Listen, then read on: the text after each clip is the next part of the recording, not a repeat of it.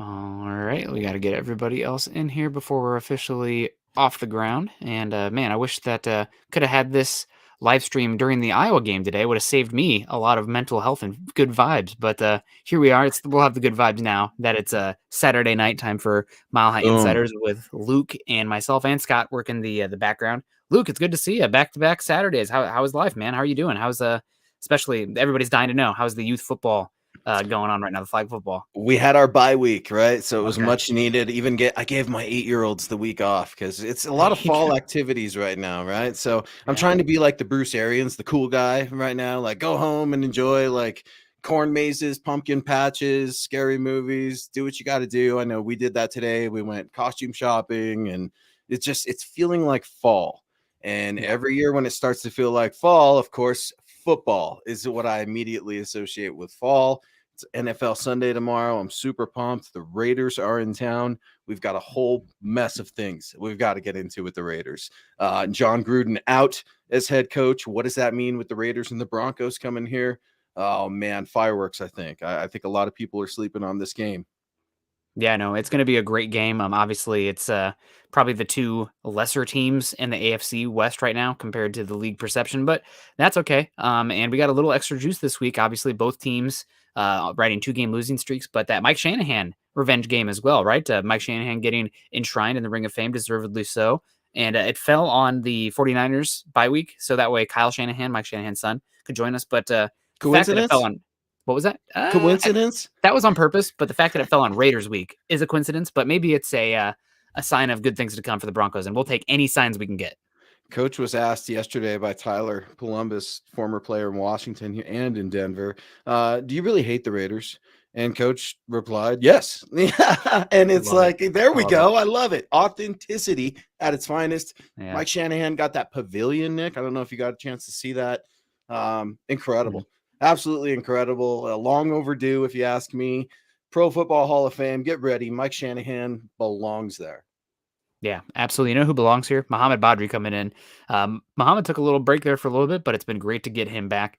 $5 here, rocking his son Malik in the picture as well. Braun and Smooth Killa in the building. Also, we got Scott working behind. Obviously, we got Mark Lindemann saying howdy, Scott. But good to see everybody coming in. Obviously, we got Andrew Lampy saying Iowa. Sorry, dude. Yeah, That I'm didn't take long. What are we, no, 2 minutes into the show? Nick said it would happen. We were just yeah, talking about it before the show. He's like, man, I'm going to get roasted. deservedly so. Iowa is who we thought they were, but I'll Easy, tell you, man. Dennis. I am going to get annoying probably with the draft talk leading up to it because I want George Karlaftis on this Denver Bronco defense so bad. I The new absolutely, Greek, the new Greek oh, freak. I absolutely adore George Karlaftis, and Scott gives me a hard time because I definitely have a type when it comes to edge rushers. I like the guys who are long and strong, especially in today's NFL. I think that those guys, the fact that it's such a quick pass game, I need the guys who can just work through the tackles. And that's what Karlaftis does. He has probably the best hands I've seen from a edge rusher since Nick Bosa. He is grown man strength. He's incredible. So Speaking of incredible, look at that's my David guy. Crespin. David Crespin coming in on Facebook with those stars. Great show. Go Broncos. It's Raider week. Broncos fans are pumped. They should also be pumped because with those stars comes an opportunity to possibly get a Patrick Surtain the second jersey PS2. Nick, how do folks get involved in that contest? Yeah, so guys, make sure we are halfway through the month, which means we are halfway through meeting our I guess the endpoint, the deadline for the goal. And right now we're only at 43% of our goal, which is a 250,000 stars. So make sure you guys are getting in there. I know that Thursday's show with both Scott and Zach put a dent in it. So let's get a dent in it tonight as well if we can. And obviously David Crespin coming in there helping us out, put a little dent in it. But get those stars in. And we'll keep that going. Also, make sure we don't want to forget our folks on YouTube as well. Getting your YouTube super chats as well. The YouTube superstars, you guys have been rocking it this month. We really appreciate you. And we're going to get our top 10 YouTubers right now. We got Michaela Parker coming in here. Mark from Georgia. Congrats on the #1 overall team, deservedly so. The Mark dogs. from Georgia. Yeah, they're very good. I do like that Jordan Davis defensive tackle. There's so much good defense on that team. Christie's in there as well. #3. We got Naj, #4. Seth Harmon, #5. We got DW96734 coming in at 6. we got a little bit of movement here from Brian Greenfield moving up one. Shane Daniels down one, but you're still number one on our hearts, Shane. We love you. Stu McPeak coming in as well at 9, and then Aaron Lynch. So Chris Hernandez, Broncos 16-1, needs to update his name, unfortunately. And Corey H coming in right behind him, but it's been great. You guys are awesome. We appreciate you. The stars, the super chats, keeping the lights on in here. I know that Saturday night's a lot of times a wind down family night for a lot of people, but we really, really do appreciate you guys coming in and just joining us in general. And any contribution like that is obviously above and beyond, and we appreciate it. Yeah, and don't forget Andrew Lampy. We really appreciate your support as well. Appreciate you giving those stars. Good luck with that PS2 jersey. I'm at that point now where my daughter needs a different jersey, right? And it's like, who do I want to grab that's going to be here for a while? Well, PS2 sounds pretty good. He's had his struggles, right? But we all know rookie corners are going to, and heck, corner in general is going to. But a PS2 jersey, sign me up. Let's say what's up to some folks in the stream real quick. Yeah. George Newton, I see you. Mark, how are you? Mark saying in here, stars from the other Mark in Georgia. Some Mark on Mark crime there, giving MHI a little bit of love. Cobra Commander's in the house. Joseph, I see you. I'm sure we talked about Mo. Our guy Mo was in the house as well. FYT, I see you getting ornery in there. We'll get to you. Jay Kozad, what's going on, brother? Fernando, Chase Wellner, Jim Hilton, hit those little thumbs up. What's up? Thanks for the support. Randy Jones, great to see Mike get into the Ring of Fame. That would be Mike Shanahan, that is. A special day for him tomorrow on the Raiders, the first divisional game for the Broncos. Talk about what kind of emotion that's going to bring potentially to the game or that stadium, Nick. Yeah, we got Randy. I know Randy Jones is one of our top star givers, so shout out to Randy Jones. It's great to see you, and always, appreciate you. Travis Weber also coming in here with stars. Travis is very consistent as well. Travis says, "Good evening, Nick and Luke, Broncos country. I always want our Broncos to win, but not sure which team will come out, if they'll come out flat. The Broncos or the Raiders. Shermer and Fangio can't seem to make adjustments for the life of them." It's definitely a valid point. I'm always been of the, I think it's Bill Belichick actually who came out and said, 85 to 90% of a game's outcome comes down to the personnel on the field. It is about the Jimmies and Joes, but then 10% is coaching, scheme, discipline, technique, et cetera, et cetera. And right now the Broncos have been, especially last week, losing that 10%. And this team just doesn't have enough talent in the Jimmies and Joes, especially with how injured they are right now, to be outcoached, out-schemed, et cetera, and win football games. Yeah, it's really hard for me to try to defend anything against Travis's point there for the Broncos, because the proof is literally in the pudding. And what's up, Gary? Gary's always in the running to get that PS2 jersey. Good luck, buddy, and go Broncos. Saying awesome, the Nick and Luke show. I love it. Love Broncos country. Appreciate you so much, Gary, an active member and a good friend of the show. Our guy Ernie Mays in the house as well. Chase Wellner, another good friend of ours. But Nick, yeah, man, the Broncos have just struggled mightily in major categories, including third down. They're ranking, 28%? They convert 28% of their third downs, which is dead last in the NFL. They have the second worst average in distance on third down, which is 3rd and 8 in the NFL. Pat Shermer almost feels like he's just so resistant to change, or if he is going to run the ball, he's going to do it cutting off his nose to spite his face. I'm just so frustrated with this coaching staff right now, because although injuries have happened, Nick, there is significant talent on this team. And this team just feels like they don't quite have a spirit. And that bothers me. And I think it's a huge, major concern when the coaches are starting to lose the players. In my opinion, speculation, but you lose this game, you lose the locker room, period. If they lose this game, you're going to really find out about Vic Fangio and this team going to Cleveland, because that is one where it would be really easy to see them go in there and just, I don't want to say anything too vulgar here, but, just lie down, essentially. Yeah, exactly. So it's a do or die game. I know that Vaughn has said that leading up to the Baltimore game. He said it leading up to the Steelers game as well, but it really is do or die now. And the Raiders, obviously the turmoil of what's going on there with John Gruden and the lack of adjustment time that they have now, right? With new coaching coming in. There's no way it's not a distraction. Does it galvanize them? Maybe. The Raiders also are missing multiple cornerbacks in this game as well. So this is a game. The Broncos dropped this one, sayonara, Vic, sayonara, Shermer, as far as Maybe not like immediately, but as far as the end of the season goes, probably nail in the coffin. And Broncos, same old Broncos, unfortunately, if that happens. But not ready to, I'm not ready to bury them yet. It's not Step Brothers where it's like, oh, what are you doing right now? I'm burying you. Now we got to play this Raiders game first.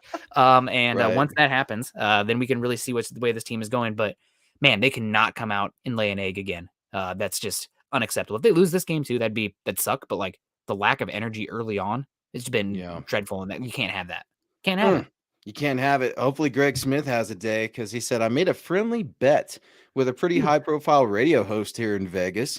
Broncos can't lose, or I'm calling for everyone to be fired. Greg, I'm wondering what you got on the line, pal. Obviously, a gentleman never tells, but man, be careful out there, Greg. And I'm curious who it is. Is JT the Brick out there still? Is it my good buddy Mike Pritchard, right? CU Zone.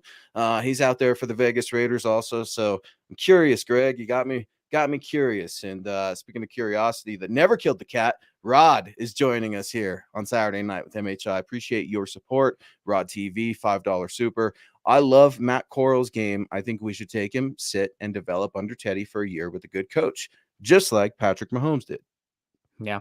I like Corral a lot as well. I mean, he's going to need a year because right now he is operating like almost a pure RPO game, where almost every single one, there's the mesh point, right? And then he pulls it back and it's a slant or a fade or a go or something, right? So it's really not it's kind of like what you're seeing right now with Zach Wilson really struggling within structure because it's not all backyard football and it's not all these RPO looks right now. So Corral's going to need some time. He's a little bit small.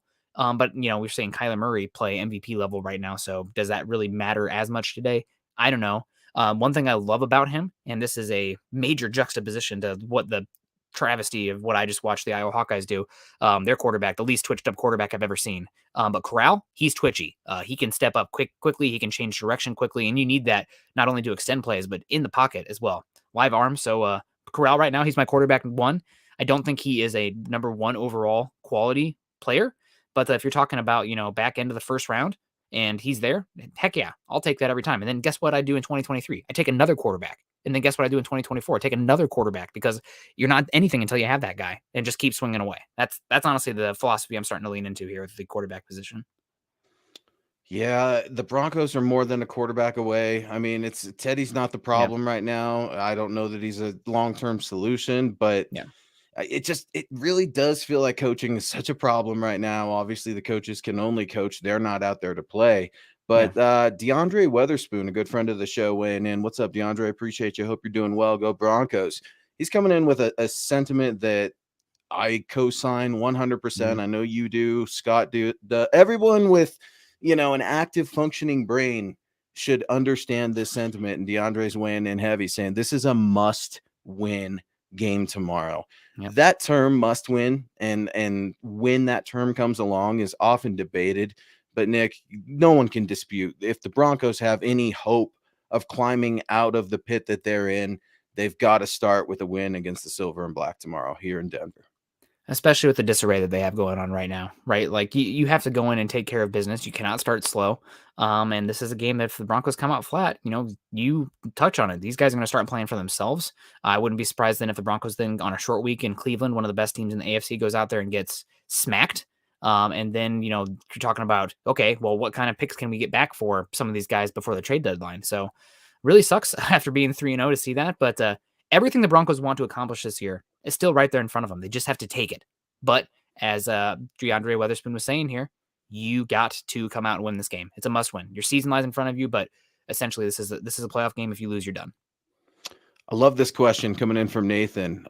Nathan, I'm gonna give it a shot. Nathan Latuia, probably not. Apologize if that's not it, but Nathan, we really appreciate your support here on MHI. Thanks, $2 super welcome. Saying good evening. Any favorite Mike Shanahan memories? I love this question. Go fire away, Nick. What do you think of on favorite Shanny memories? I can't think of anything specifically off the top of my head, but I think the Broncos social media account on Twitter recently put a clip out there with Mike Shanahan talking with John Elway on the sideline and just talking offensive X's and O's, and I miss that. I miss, a franchise quarterback, but also having that offensive coach who's just working in tandem, cohesive with that quarterback. Kind of like what we've been seeing with Sean McVay and Matt Stafford this year. Not to that extent, but obviously that's what I miss a lot. And those are some of my favorite Mike Shanahan memories. And somebody said it earlier. What is it? Mike Shanahan's 21-7 against the Raiders. I definitely feel some of my favorite memories, Mike Shanahan embarrassing his former team, the then Oakland Raiders. Yeah, I was doing a little bit of independent research, and they technically owe him 32,000. If you want to look at it, there was a team loan. It was eventually kind of not settled, but just a court ruled in the favor of the Davis family. And when you washed out the loan versus what Shanny was owed, it was like 32,000 or something like that. Coach is going to go down swinging, saying that money, they should have given him that money. One of my memories that I just can't look past is found in the 1997 America's game when the Broncos won their first Super Bowl. And it's when Coach is talking to John Elway at the very end of the game. And he says, "Do you know how good that ring's going to look on your finger?" And it gives me chills. It gives me goosebumps, even hearing that right now. You don't know what you have until it's gone. And Mike Shanahan, I mean, did not lose a lot of football games, was truly an innovator. He was a player's coach. He demanded the best from his players, but he also gave the best to his players. And speaking of the best, Travis Weber coming in here with some more support. What's up, Travis? Good to see you, buddy. It almost seems that possibly that Fangio's lost the locker room with the skirmish that happened at practice. Also been saying the same, Nick, even though it won't happen mid-season, but if Denver loses, Fangio and Shermer need to be shown the door. Nick, have you heard a little bit or heard anything about this little dust up? All I know is that it was like some defense on defense crime in practice, right? From what I heard, and this is not, I could not get this verified, but from what I've heard, it was a Broncos defensive lineman and a coach getting after it. Not Okay. ideal. I mean, good, right? I mean, it shows a little bit of, infighting in the family, but like at least somebody's out there showing some fight, right? This team has come out so flat, no energy. And is that partially Vic Fangio just not being a high energy coach? Is it partially the style of defense that they're playing where they're not really dictating and getting after it versus like letting them come to them? Is it the offense coming out flat again and everybody being like, "Oh, here we go," and James saying essentially what I've I thought danced the around. same thing. Yeah. Immediately, James coming in with, was it Shelby Harris? Because he lunged at Coach Fangio. I mean, yeah, I don't know. It's hard to speculate those things, but Bradley Chubb versus Garrett Bowles, all to do about nothing, really, at the end of the day. And this isn't the dog days of training camp of old or anything like that, but I don't think it's anything to worry about quite yet. You don't want it to happen, but yeah, it shows a little bit of fight, and we'll take it. And Andrew Lampy coming in with some more support. We really appreciate it, Andrew. Good evening. Saying, what's everyone's thoughts on what could have been had Denver not fired Mike Shanahan when they did? He could have gotten a few more years with the players he had already acquired. Jay Cutler and Mike Shanahan, if they gave him more time, Nick, what do you think that could look like? Mike Shanahan was a great coach, an offensive mind. He was not a very good general manager. And he had a lot of bad signings. And there was it that 2000. God, there was a draft class where they took Jarvis Moss and like Marcus Thomas and only had like 4 picks, and that was just an absolutely terrible, terrible class. And Mike Shanahan, because of what he accomplished and everything, he wanted more power, and I don't blame him for that. But that was not the best move for them. There's very few coaches out there who can also perform adequately as a coach and be the general manager. So I think that was probably the biggest reason that the Shanahan era ended as poorly as it did. And to be honest, I mean, that's typically how it ends, right? Most coaches don't get it right off in the sunset. Most players don't get it right off in the sunset. Sometimes it's parting of unfortunate circumstances, but we still have, great Shanahan memories, and probably would not have won the Super Bowl without him. So, gotta love the old ball coach. Maybe we made a mistake not hiring his son, although the 49ers haven't been that great in the win-loss column, but it is what it is. We just happy to have Mike here, and I hope he's a good luck charm this week, man. I love what you're talking trash about the Raiders. I mean, every right to it. So let's get after it. So I heard a Mike Shanahan story the other day that was really interesting. It went back to when he won another Super Bowl with the San Francisco 49ers as the offensive coordinator or the quarterback coach, if I'm not mistaken. A little bit before our time, right? But we all know that history. And he was standing next to a quarterback, and a quarterback for the 49ers. It wasn't a prominent name, and like Garback or something like that. Elvis And Gerback? yeah, and he said, I "Look at remember Elvis. you see Al Davis over there? I want you to throw a ball at his head." And he's like, "You can't do that. Do you know what he could do to me? You know the fines I'm going to get?" And Shanahan just looked right back at him and said, "Throw the ball." So he throws the ball and it comes within inches of Al Davis's head. And Al Davis sidesteps, looks at Shanahan and gives him a gesture, a nice friendly hello. And I miss those things, man, because that's what made the Raiders and the Broncos, that rivalry, especially as a kid growing up here in the Mhm. Mile High City, so special. And to this day, when I see a Raiders fan, I can't help but get disgusted. Yeah. Yeah, I mean, you gotta what do they do to those poor kids, right? Kids being brought up a Raider fan, they never had a chance. It's so sad. Stu coming in here. Thank you very much. $5 over on YouTube. He says just a little support. Stu, that's more than a little support. We really appreciate that. Thank you, And Stu. Stu says, let's go, Brandon McManus. Make those kicks. He's been pretty solid this year, Brandon McManus. So let's keep it up. Hopefully, the rest of the special teams can start to play a little better. We had another catastrophic special teams error last week that cost the Broncos 4 points, which in the end probably cost them the game. But that's football sometimes. If every single loss, you could point at something and say, if this went a different way, we could have won. And every win, you could probably do that as well. So gotta do better. Like I said earlier, the Broncos, 90% of the game is based on personnel, Jimmy's and Joe's, but it's the execution, the discipline, the scheming, et cetera, that makes the difference there. And 10%, that's a big difference. That can be a big difference in each and every game. Oh, the Broncos, I see so much of it in the thread here in the comment section talking about we're seeing the same old thing year after year. And we are seeing some fans check out a little bit. Now, that disappoints me, but I don't blame them. Everyone has a right to their opinion. But, Nick, the Broncos have trailed after their opposing team scored in the Mhm. first quarter, 3 out of the last 5 games. And then when that happens, it just feels like Shermer goes to panic mode. Vic's so focused on his defense. We have timeout errors. We fall apart. We just kind of Mhm. collapse. And yeah, Teddy's a new leader, what have you, but this really kind of goes beyond him. It just Mhm. feels like there's a gnarly energy over there at UC Health Training Center. I can't really describe it, but I don't like it. And the closer this game gets, Nick, I'm less excited and more nervous. It just all the pressure to me feels like it's on the Denver Broncos. Yeah, you're not gonna get me being, roses and sunshine and teddy bears and gumdrops right now with the Iowa Hawkeyes losing to Purdue, and then Purdue's team coming at Iowa, social media team coming at Iowa. So I'm very nervous for this game. You said it. This is a game where Broncos, the Raiders really, I mean, they still have everything in front of them too, but with the Gruden stuff, it really does feel like their season is collapsing around them. But they have a quarterback who can get hot, and I think he's fourth in the NFL on passing yards through 5 games so far. They got Ruggs and Waller, and they got just enough pass rush where the Broncos' offensive line, which has been average in the pass game this year, could be an issue, especially if they're getting after Teddy. And Max Crosby against Bobby Massey, that's one to watch out for. Guys, we have another platform where you can watch MHI and all of MHH's podcasts, and that's over on good old Twitch. And we've got Razor3255 chiming in on Twitch. We've got our friend Black Knight. Thank you so much for joining us on your Saturday night as we get you prepped for Broncos Raiders tomorrow.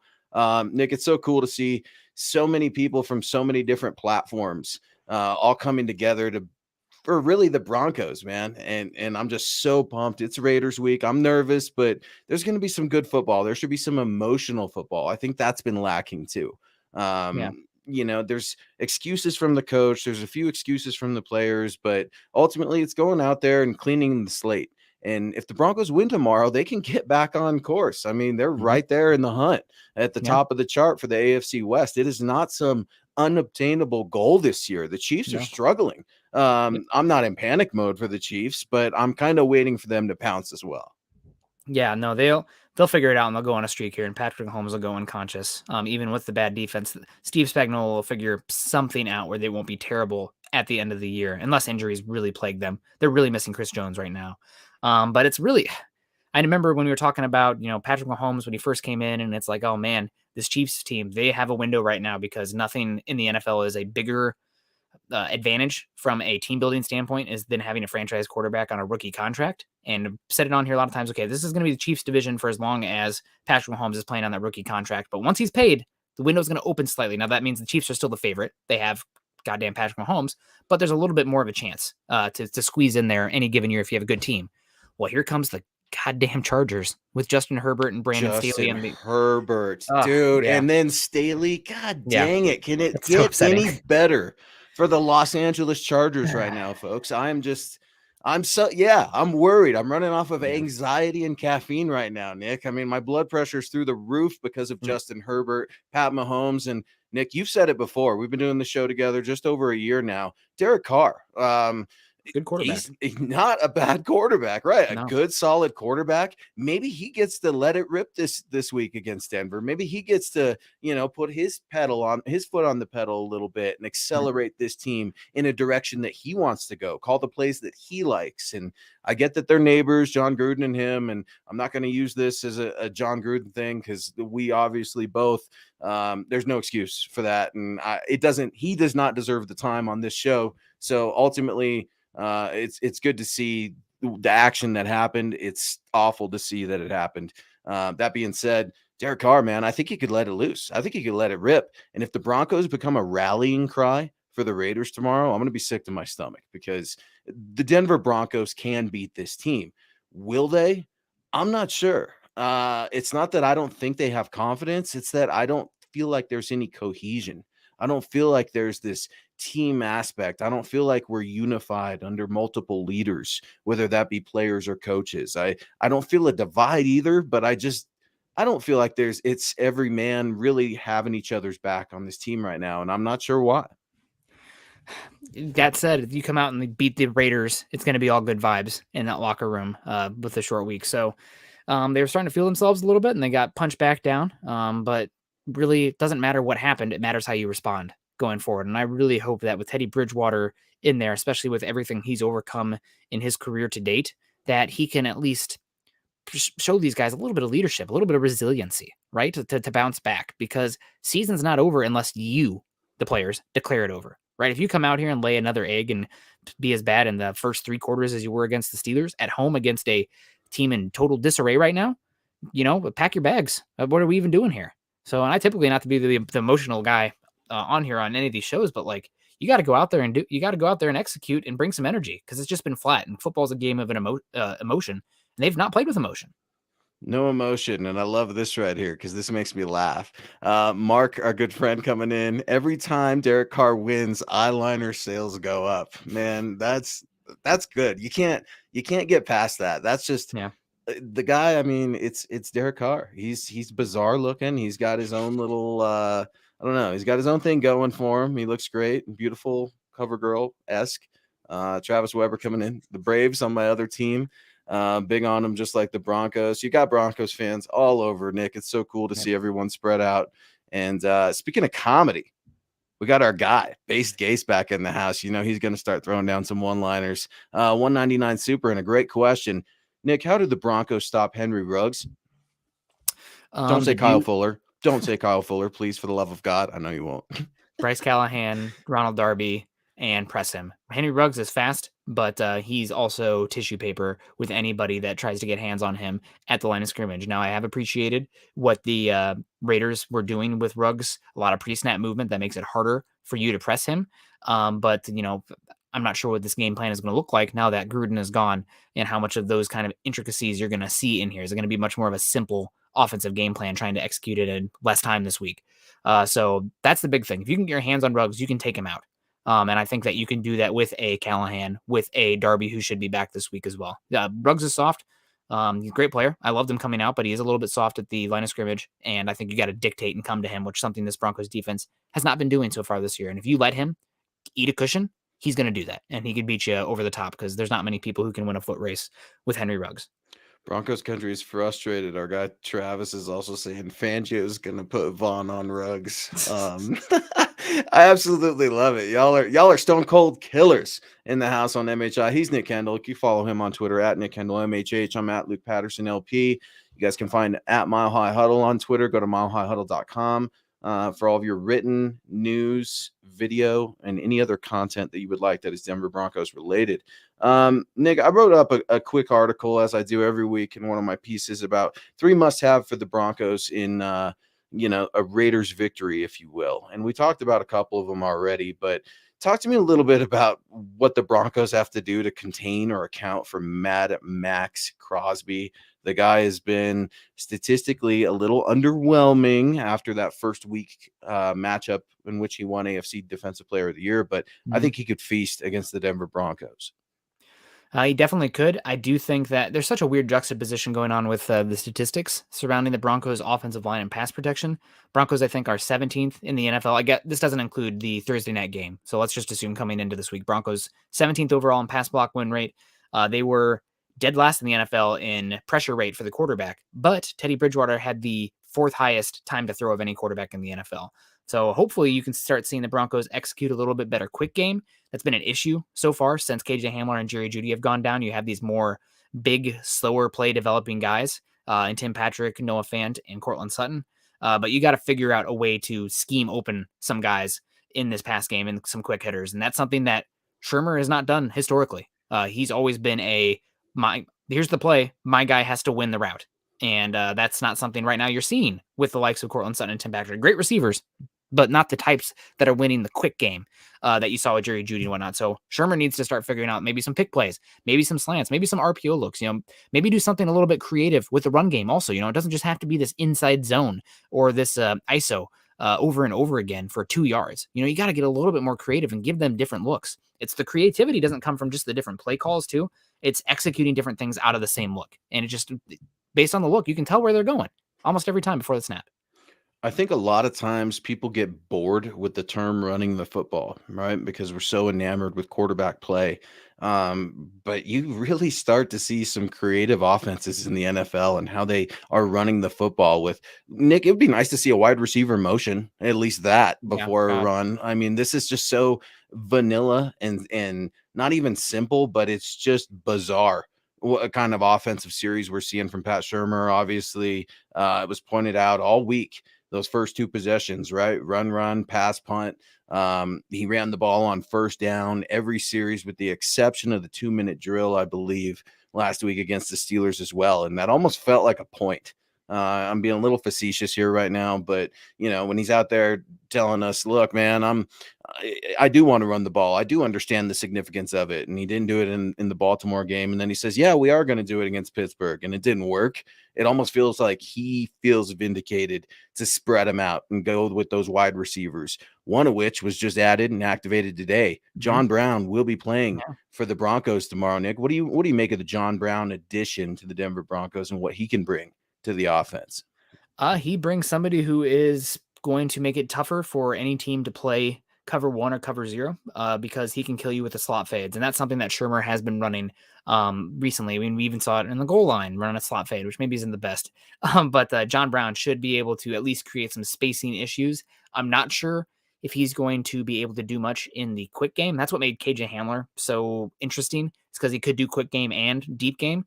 But either way, he's going to add a different type of receiver that this team needs. And, you've been doing these shows long enough with me that I've always been a proponent of building your pass catchers like a basketball team.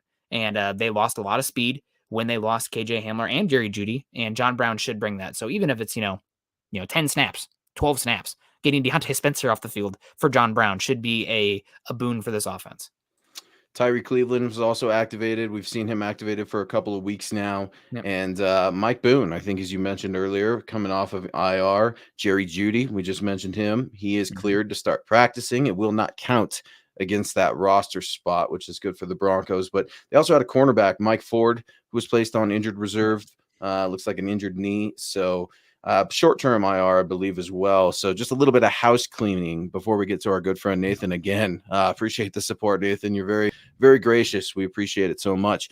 He said, I know this weekend belongs to Mike Shanahan, but I'm also glad we're honoring Steve Atwater's long overdue Hall of Fame induction. The Smiling Assassin is going to be there with Mike Shanahan in what should be a beautiful and historic day here in the Mile High City with beautiful weather. The only thing that could ruin it is a loss, Nick. They cannot lose. You can't lose to the Raiders at home, especially when the greatest Broncos, dare I say, safety and head coach are being honored in the same afternoon, the same evening. They're both there. The lights are on. This moment is for them. You can't lose, right? Or am I just talking crazy? I mean, you can't lose to the Raiders.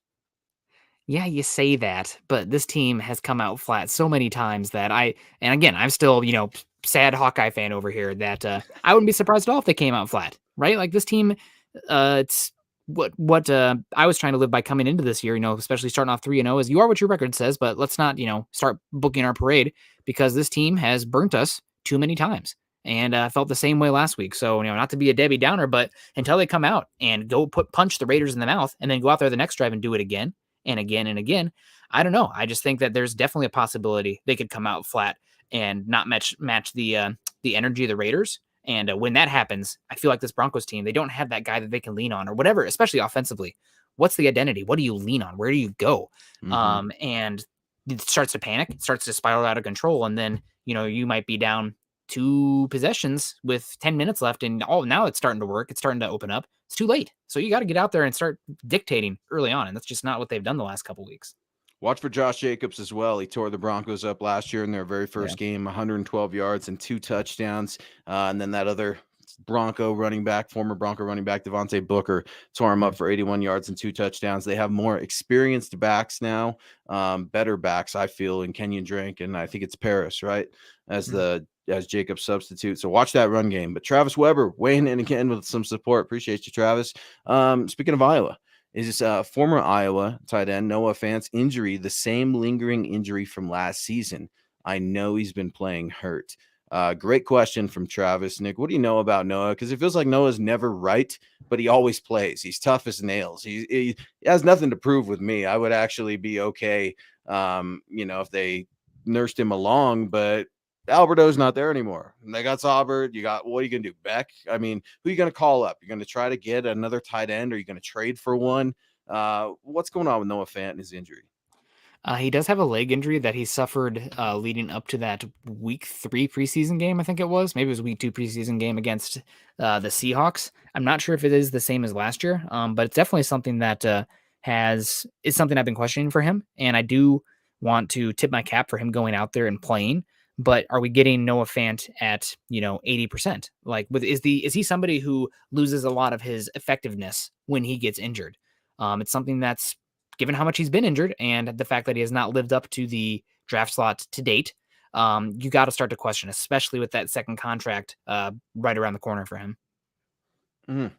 Yeah, it's you're going to find out a lot of truths tomorrow, right? Not only players' truths, but teams' truths, coaches' truths. We're going to see how it goes. But Black Knight weighing in 323 over on Twitch. Appreciate you so much, man. Great to have you on MHI. And he wants to know, if the Broncos lose this game, do you think that the coaching staff gets fired? I think that's an excellent question. I don't think it's a dramatic question. Anyone that just shoots that question down, think again. I'm not saying anything's going to happen, but it's a legitimate question.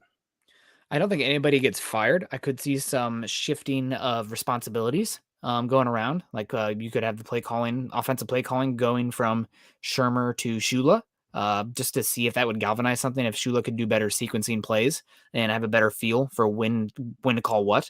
But I do think that even if this team, the wheels fall off the bus, who are you turning to and for why, right? And this team also, with the sale coming on right now, do they have cash to be, paying Vic Fangio out for the remainder of the games and paying somebody a boost as well? So I could see them just writing Vic Fangio out the rest of the year, even if he is a lame duck, so to speak. Someone's going to go down first, and it's usually a special teams coach, so everyone should be thrilled on social media, right? I mean, Tom McMahon will be the first one to go. He'll be the first scapegoat. I mean, deservingly so if that's the case, but none of the when did we have a good special teams unit? I mean, when was the last good special teams coach? It's just a revolving wheel. I mean, it's some of these same things you're seeing over and over. Head coaches, special teams coaches, quarterbacks. You're just seeing big free agents that are signed to big money that aren't really giving their due. You just see some of the same mistakes, and it frustrates so many fans of Broncos country. But I see a lot of people in here talking about Noah Fant. Some people think he's a little soft. I thought that initially coming out. I think the man's played hurt virtually his whole career, and to step on the field and do it and not pull a Jawan James and do it in a dynamic fashion, I just don't think he's utilized. He talked to my guys Stokely and Zach, and they just asked him. They're like, dude, what's going on? He's like, I don't know.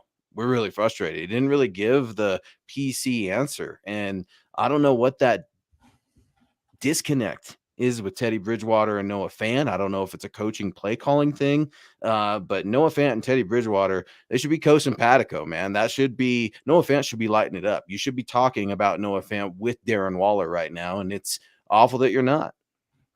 Yeah, no, it's disappointing. They got to get him more involved. You right? He's a dynamic player with the ball in his hands, but right now they're not really scheming him open. So they got to figure out that, especially with Jerry Jeudy out, KJ Hamler out, there are targets to go around. There's no reason for him not to be more involved. Now, maybe you can say you don't really trust Bobby Massey or Garrett Bowles way he's playing right now in one-on-one, and you want to chip the tight end and whatnot. But like, you're not using a first-round pick, top 20 pick for your tight end to chip constantly. He's supposed to be a dynamic playmaker. So figure out a way to get him the damn ball, right? Whether that be pre-snap motion or something, get the guy the damn ball. Yeah, and don't let it be a shovel pass, okay? We don't need to see I'll that take that either. at this point. I don't even care. Get him the damn ball. You got to get him the ball, man. The seam route is one of his favorite routes. So let him do it, man. He's tough. He doesn't mind getting hit. I just, it bothers me the fact that Shurmur, I've said it before, former tight ends coach, and the tight end is an afterthought. The running backs, we don't know what that's going to look like tomorrow with Flash and Pookie, right? Mike Boone, baby. Mike Boone. Oh, you're going to bring the Boone. Maybe he's your special teams ace. Maybe he makes things right this week because you got to get warmed up if you're going to come back from IR. What better way to do it than on kickoff or kick return? Yeah, no, that's why the Broncos, that was a big reason that moved on from Phillip Lindsay, who's averaging 2 yards a carry there in Houston right now, but who's keeping score? Watch out. What if Renee's listening? You might get roasted on Twitter. I don't know. You know what? Roast me. I'm already There's nothing more you can do to me tonight. You've taken everything from me. Those goddamn Boilermakers every year. Every year. It's only okay if we get George Karlaftis. Good old Keyshawn Johnson, give me the damn ball. I mean, right? Like, he's a dynamic player. And with the Raiders, Nick Kwiatkowski or whatever the hell's going on there with the Raiders linebackers, there's no reason to not get Noah Fant the ball unless, simply put, he's not good enough, which, I mean, we've seen flashes of it. He hasn't put it together yet, but like, you got to give him the targets and put him in a position to succeed and be good enough. And this comes back to also, again, Shurmur just being like, okay, here's my weapons. Here's your route.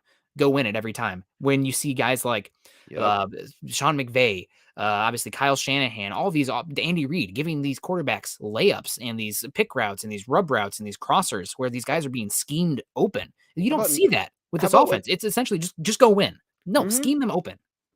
Even Nick Sirianni, watching, the Eagles the other night, he's scheming his tight ends open, and then he trades them to Arizona. Thank God you were away from Philly, right? But it's just picks for that Eagles team, maybe. Zach Ertz, right? Zach Ertz now a Cardinal. But, I mean, just for a point of context, the Eagles are converting 40% of their third downs, and they're an awful team. They're ranking 16th in the NFL. Again, the Broncos, dead last. So doesn't take a rocket scientist to use your tight end, especially as a safer option. You can get this man involved without putting him at huge risk, I believe. It's just, I don't need him blocking, just like I don't need Vaughn covering players. And then running backs, I don't know what that looks like. I don't know how Pat Shurmur is going to react when the Raiders score. If the Raiders score first, I think you're going to see a lot of the same. You're going to probably see Tyree Cleveland get some action as well. John Brown, I'm curious to see how they're going to use him. I'm waiting for Saubert to have a decent game as well. I think he's a sneaky threat that teams wouldn't really be looking for because you haven't seen him run a lot of routes except for in the preseason. So maybe you utilize that a little bit and use Fant as a distraction. But I want to ask you this because back to Keyshawn, just give me the damn ball. Which alpha dog is saying that in the huddle on offense? Because I don't imagine any of them saying it. Pookie, I know people are going to say Pookie, he's a badass. He's a rookie. He's also soft-spoken. Yeah, he's a rookie, soft-spoken. He doesn't like to talk to the media. He's a team-first guy. He's very hard on himself. But I don't see Cortland Sutton running into the huddle. Tim Patrick, I would argue, maybe is the closest thing. Yeah. He's probably the most dog you have on offense right now as far as emotional leadership and going out there and also performing at a high level. You could have argued maybe Garrett Bowles coming in the season, but with how Garrett Bowles is playing right now, an average left tackle, not terrible, but an average left tackle, not a $1 million a game left tackle right now. But that's the guy. But still, I think we have a good comment here from DeAndre Witherspoon talking about just the big part of this, but it comes back to Shermer. Jeudy opens up everything for this offense. I really think we knew how good Jeudy was going to be coming in this year, but I think we maybe undersold how important or how detrimental losing him was to the functionality of this offense, because with how Shermer schemes this open, Jeudy was your only guy who could, okay, you have a one-on-one matchup or you have a leveraged, like safety over him. Jeudy's still going to win. Jeudy's still going to get open. I don't see that from the other guys. And with Teddy Bridgewater, who's not a gunslinger, having a guy who can get that separation and get open on a whim is key for this offense. And you haven't seen it right now. It's become this plotting offense where they can't get it done. So hopefully Jeudy will be back soon. I think he is eligible to come back for that Browns game, even, which would be amazing. Maybe you only see him play, 5-10 snaps. Just to get his feet wet to see how his ankle responds. And then you get the 10 days after that to kind of evaluate and reassess from there. But this team is really, really missing Jeudy. There's no doubt about that. He's the only guy who can do what he does for this offense. Yeah, I hear you. He opens up a lot of things, but he still has a lot to prove as well. He was my camp MVP. The guy looked amazing in training. Yep. The hype is real with that man. And I don't like to get on the hype train a lot, but holy cow, you're right. But different. For an experienced coach to not be able to utilize the other talent on this team is unacceptable. And for Vic Fangio to kind of bury his head in the sand and look the other way while Pat Shermer does his own thing, it's unacceptable. It doesn't work. We've been trying this approach since 2015 with this defensive first mentality. And while I can respect that, I think you also have to adopt this new mentality of 2021 NFL football, in which you are seeing teams air it out. You need to set up those passing plays with the run, and you can spread things out. You can see more ingenuity, creativity, like you mentioned earlier. It's just so frustrating watching the same old thing time after time, hearing Coach Fangio talk about, injuries, using excuses. I mean, philosophy. It just feels like ego. There's so much going on over there, and players know, Nick, and that's one of the things I'm thinking about with Coach Shanahan. He was a player's first guy. Now, he demanded the best from his guys, but he gave the best as well. He made sure with Pat Bowlen, each player had their own room at the hotel. He made sure each guy could have media stuff and do their own thing. However, you wouldn't not be talking about these controversial aspects, the news, anything like that. We're going to keep it pretty player and football related. I just don't see connectivity between Vic Fangio, Pat Shermer, and these players. Ed Donatel, sure. Zach Azzani, you bet. I'm not saying there aren't good coaches on this squad, but where it really, really counts the most, I think the Broncos are lacking significantly. Yeah. And I just don't think there's a great culture or buy-in right now, right? And I think we have somewhat righted the ship there with Teddy Bridgewater, but it's going to take more than that to cut out the tumor that has been growing in Dove Valley over these last few years. And honestly, it starts even higher than that. Ownership. There's the ownership situation. And until that's settled, we're just, stuck in the snow, wheels spinning, right? So, and it's a really unfortunate situation for the Broncos organization thinking long-term, given what's going on with Fangio, probably seemingly coming down the tracks right now. Obviously, this team could turn around and go on a run, and that would be amazing. But the Broncos, with their ownership situation probably not likely being settled until late into this upcoming summer, well, after you'd already have to hire a new coach. Are you just hiring another dead man walking head coach before the new owner comes in? And also, like, what kind of money can they pay that guy compared to other organizations, and what kind of the guarantees can they give him with a new owner coming in? Because that guy could come in and say, nope, I'm doing everything myself. You're gone. So that's going to make this Broncos position not as favorable as some other ones that are going to come open. And that makes it tough. And it's hard to really even move forward with this team thinking long-term until that ownership situation is settled and we know what's going there. And we have a direction and an answer with the ownership group. So it almost sounds, because I agree with a lot of that, actually. I don't think there's anything I don't disagree with there, but it sounds like by that nature, George Payton's hands are kind of tied. He can do all the evaluation he wants, all the grading he wants, and heck, that got him to GM of the Broncos, deservingly so, as a scout and coming up in those scouting ranks. But man, it feels like his hands are tied. He can be disappointed. He can evaluate. He can want to bring in other guys, but without that owner, Joe and the other two are trying to get out.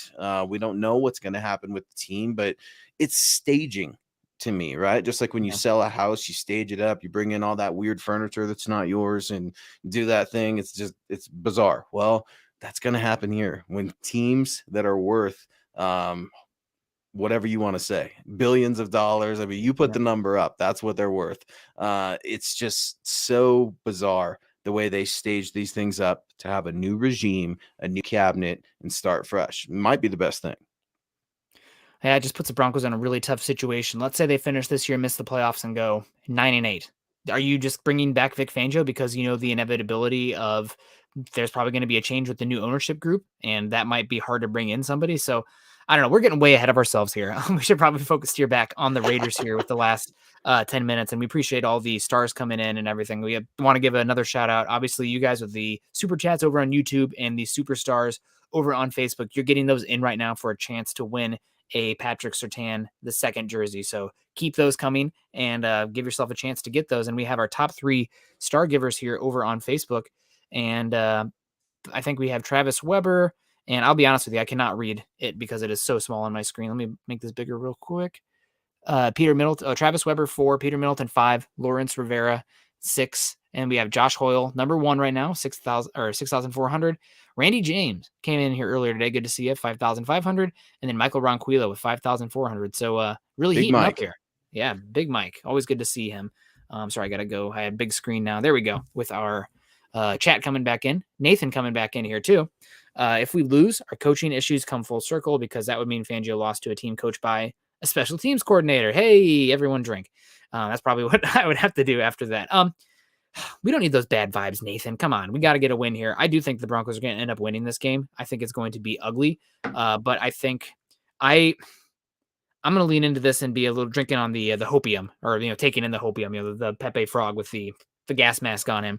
I think that Teddy Bridgewater last week, the concussion coming in late, the Broncos getting to Pittsburgh, what was that, at 8 p.m. on Saturday, and then having that early game, just too much going on there for a team that was a wounded animal in the Pittsburgh Steelers that had to win. I don't think the Broncos are going to come out that flat again, and I think that Teddy's going to get these guys on the right track. I would love to see Teddy be a little bit more rah-rah on the sideline or on the field when big plays happen. He's more the just good guy Teddy. I want to see a little bit of fire from Teddy as well. Maybe that'd be a great introduction into this Raiders rivalry as well. Teddy, some chest pumping going on there, maybe shoving Clelin Ferrell or Jonathan Abram after a play, that kind of thing. I want Garrett Bowles and Max Crosby to get in a fight and both get ejected. I don't know if I want that with our Broncos offensive tackle depth. God. but that would be so, bro. I mean, you're right. There you go, bringing logic again. I mean, but God, could you imagine? Because they do move Max around. I mean, and he's an aggressive guy, and Garrett's a very aggressive guy. I love how aggressive the big guy is. He needs to clean up his play a little bit. I'm surprisingly not as hard on Garrett Bowles. It's weird. My stance is really softened with Garrett. But what do you have for a score? I saw what you wrote. And I'm going to take this opportunity to make fun of Lance because Lance had the Broncos putting up 44 points. Did you see that? Oh my God. Lance got the Bronco, man. Pat Shermer been working over there. Maybe Lance knows something we don't. That would be great. Maybe Lance is just trying to will this, and I owe him a thank you when the Broncos win. I mean, but 44 points, dude. That's stretching it.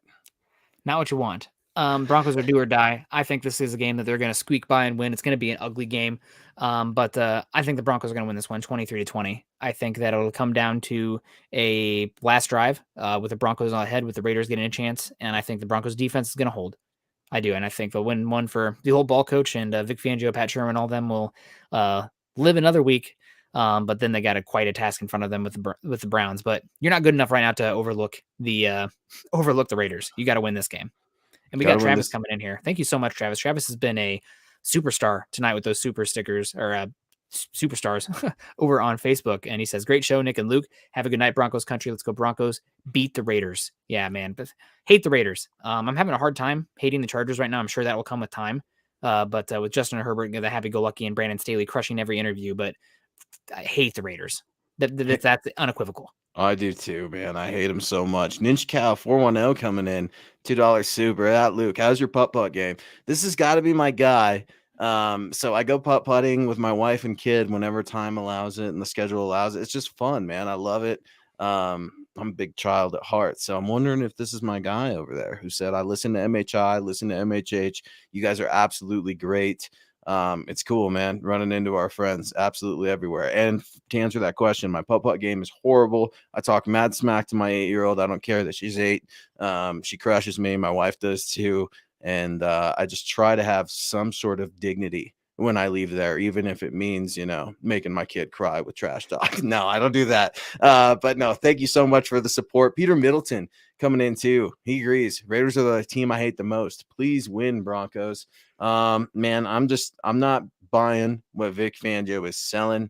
I've got the Raiders winning 27-17. Ugh. I know, man. The last 2 games, though, it's weird though. We're giving a lot of these teams some points, especially the Raiders, because if you look back at the last 2 games, the Raiders have scored, I think, a combined 23 points. The Broncos have scored 26. I wonder if the Broncos are a little distracted. Not only with the John Gruden thing, but with Coach Shanahan, with Steve Atwater, the festivities. You're seeing some of the old dogs come in. I think that's a great thing. I would actually love it if they could toss a headset to Coach Shanahan, because he's still involved with the Niners. Kyle's going to be there. We could use all the help we can get, Kyle. But I think it's going to be a tough day. I really do. I just don't feel like this team loves each other. And I know that might sound sappy and bizarre coming from an analyst and a writer, but It matters though. Maybe NFL matters is a more in very college and whatnot, but it's a romantic sport. It yeah. really is. So you have got to, like the old Al Pacino, Any Given Sunday, the crawl for that inch, watch any football movie. And, I get all a big old softy, right, with every one of them, because you can go there. Those emotions are real. And when teams are winning and things are good, everybody's happy. But when teams are losing, Nick Sirianni's coming out there taking some heat last week for some calls and saying, hey, I should have done this, should have done that. Vic Fangio's not doing those things. I don't trust him, Nick. Yeah. I gonna have to definitely prove to this fan base right now. I mean, everybody after that Baltimore game, sky's falling.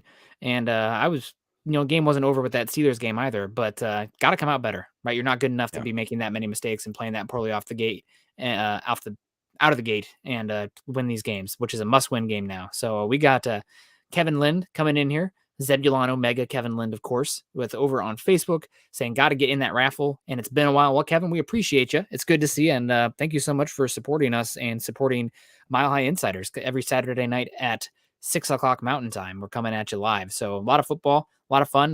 We're going to have 2 games happening from the next time Luke and I see you. So hopefully we'll be talking some good things. And hopefully next Saturday we will not be talking who are the Broncos that are on the trade deadline and talking some NFL draft as well. Hopefully we'll be talking about a team that's hell. Let's drink the Kool-Aid. 5-2, right? Like, anything can happen.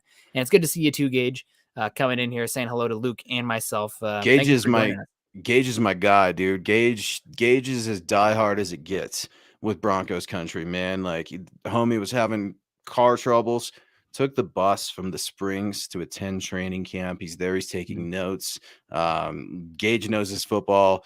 Awesome. Gage is, diehard, just like those Broncos fans that travel to the away games. That's Gage, right? He's there with his team, ride or die. So Gage is a huge, huge friend of ours, and we really appreciate the support.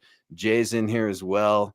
Joe Brewer kind of subscribing to a little bit of what I theorize with Vic. It's everyone else's fault. I did nothing wrong.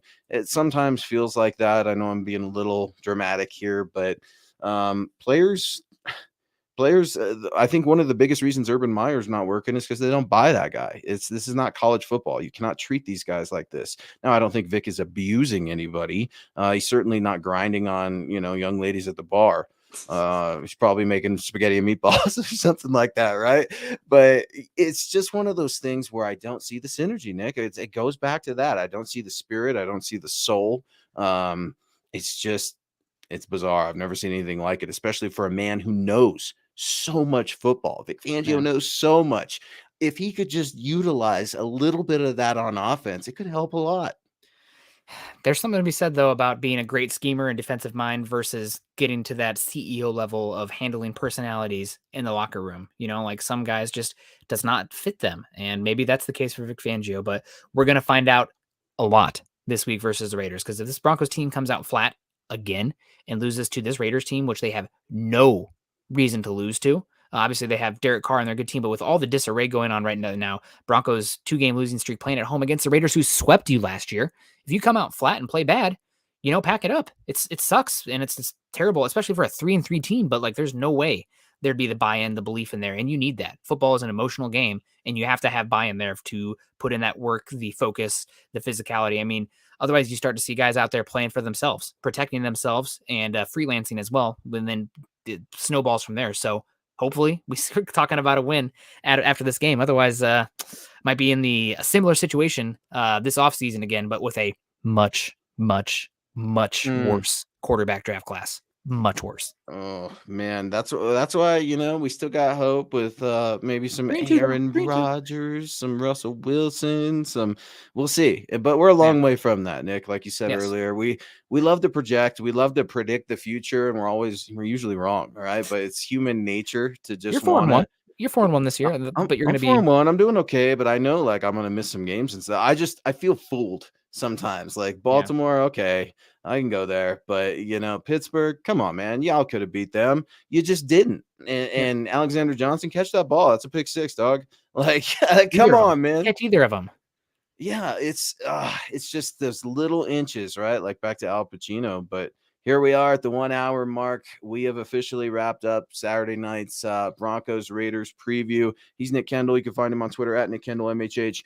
Yours truly at Luke Patterson LP. You guys can also go ahead and head on over to huddleuppod.com and get your swag on. Grab yourself one of these hats. We also have gear from all of our other shows, including Nick's morning show. That new hat, I want to get me one of those hats. Broncos for Breakfast with Scott, who's on the ones and twos with us. Building the Broncos is also back on Tuesday nights with the OG, Carl himself. Great to have Carl back. You'll have the Huddle Up Boys tomorrow to immediately react to the show. You guys heard the Dove Valley Deep Divers just one night ago with Lance and Eric. So here we go. I hope the Broncos can do this. There will still be the naysayers. There will still be criticism, but a win's a win. And that's unapologetic. I don't care how they win tomorrow. I don't care if the refs screw the Raiders. I don't care if it's on some weird call. I just want the win at whatever cost. Whatever cost. Mike Shanahan, homecoming game. Hopefully we can go out there and get a win for him. And, that's fans, hopefully sometimes you can take a step back and appreciate the ride. But when it's happening in the moment, you're very much on that roller coaster. So hopefully we'll be on the uptick after this week's game. But thanks so much for everybody who joined us today. We will see you guys tomorrow. Not Luke and I, but the Mile High Huddle guys. We'll see you tomorrow to cover the Broncos game and hopefully a Broncos victory over the hated Las Vegas Raiders. I almost messed up. I almost said Oakland. Not happening. But appreciate you guys for joining us today. Again, shout out to everybody who contributed to the show. Go Broncos, and hopefully they're better than my Hawkeyes were this week. We'll see you later. Enjoys Al Davis's haircut. Ugh.